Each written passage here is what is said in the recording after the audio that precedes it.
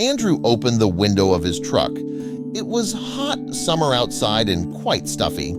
He had been turning the steering wheel for several hours without stopping. Even the body that was accustomed to this began to ask for plus rest or at least a short break. After looking around, the man chose a suitable parking spot. Now, he was driving through the forest, and all he needed was to simply pull off the highway onto a flat place that could be seen from both sides. Soon Andrew was already walking around his iron horse checking the main components and assemblies. "Okay, how are you?" thought the driver, squinting and looking at the sky. It wasn't as stuffy here as in the cabin. A light breeze created the coolness that his hot body so needed now. "Shouldn't I have dinner right here?" Suddenly, an idea was born in Andrew's head. "I'll have a picnic for myself," the man decided. And now he is already laying out his simple provisions on the large blanket with which he usually covered himself while sleeping. Anticipating the long-awaited meal, Andre did not even immediately notice that uninvited guests had come to him. Only when one of them grumbled dissatisfiedly did the man flinch and turn around. Two wolf eyes looked at him from the bushes. Andrew's heart began to beat with fear. "Here's your dinner," a thought flashed. But the next moment he realized that in front of him was not an adult animal at all, but just a small wolf cub, which apparently was attracted by the smell of food. At least that's what Andrew initially thought. "What do you want, beast? Do you want to eat?" the man suddenly asked, and breaking off a piece of bread threw it to the wolf cub. But he didn't even think about throwing himself at the food, looking at it indifferently, but instead grumbled pitifully again. Andrew was surprised. He was a small expert in the behavior of forest predators, but the fact that they refused food and demanded something else confused him. Another wolf cub appeared from the bushes and also growled long and pitifully as if complaining about something. "What do you want from me?" "Outro says this." "Oi," the man asked in bewilderment, getting to his feet. The cubs immediately ran a few meters to the side, but after that they stopped again, continuing to stare intently at the man and whine pitifully. "That's how it is," Andrew drawled. "Here we are." He grinned and again took a step towards the wolf cubs. They again jumped a few meters away and continued their pitiful songs. It became obvious that they were persistently inviting people to follow them. "I hope this is not your new way of hunting," said Andre, and leaving the food he had laid out, he went into the thicket for the wolf cubs. For almost 30 minutes he followed the gray lumps, and they closely watched so that the person did not suddenly change his mind and turn back. And so, going out to a large tree, Andrew even sat down in surprise and horror. A large wolf lay right under the tree and looked straight at the man. The cubs immediately rushed to him, starting to lick him and caress him. Andre's first thought was to run as quickly as possible, run away from this dangerous predator, and he was already ready for this, but still the question in his head did not allow this. Why did the wolf cubs lure him here so persistently?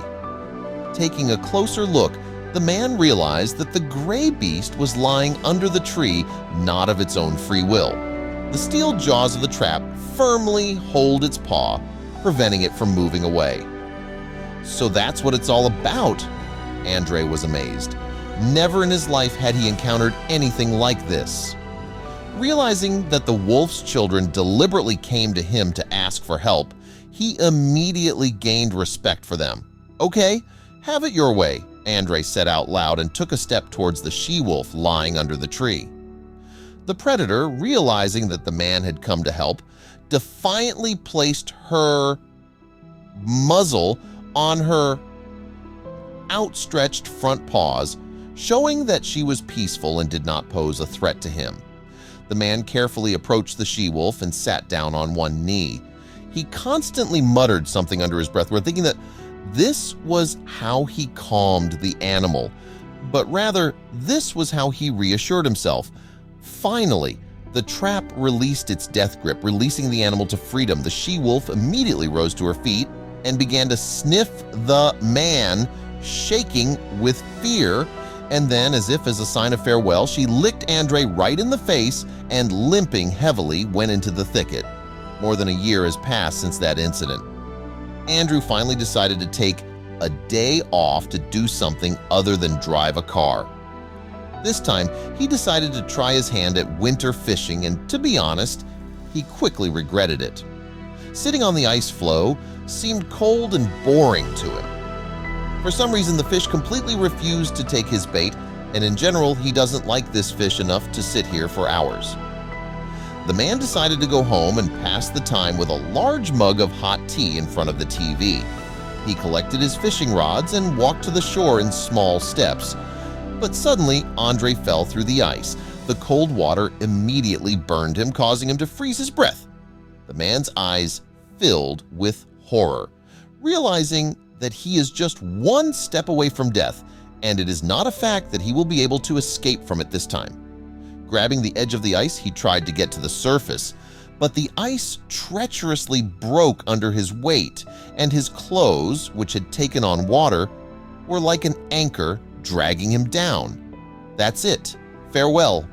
A thought flashed through Andrew's head, but at that moment he was surprised to notice how a flock of gray dogs was rushing towards him from the nearest forest. Yeah, or not dogs. The man was stunned. Yes, these are wolves, and indeed that same wolf with her grown brood was in a hurry to help him. But how could she help him now? But apparently the smart animal didn't even ask this question. She understood perfectly what she was doing. Running up to the lake, she lay down on her belly and crawled. Andrew even forgot for a moment about the icy water, which could now become his grave. And now the she-wolf is very close. She grabbed the man's collar and pulled hard, trying to pull him out. Incredible, but it really happened. Andre himself could not believe the reality of what was happening. One of the wolf cubs, seeing that the mother could not cope, also lay flat on the ice and crawled up to the mother and grabbed the man by the sleeve and pulled him out of the water. Thus, through joint efforts, we managed to pull the person onto a solid surface. Tears flowed down Andre's cheeks. He already understood that he was saved and would continue to live. And all this thanks to the gray predators, who did not forget about the good deed that this man did for them. Thank you, dear viewers, for listening to the end. Share your opinion in the comments and also subscribe to the channel, where you will find many more interesting things.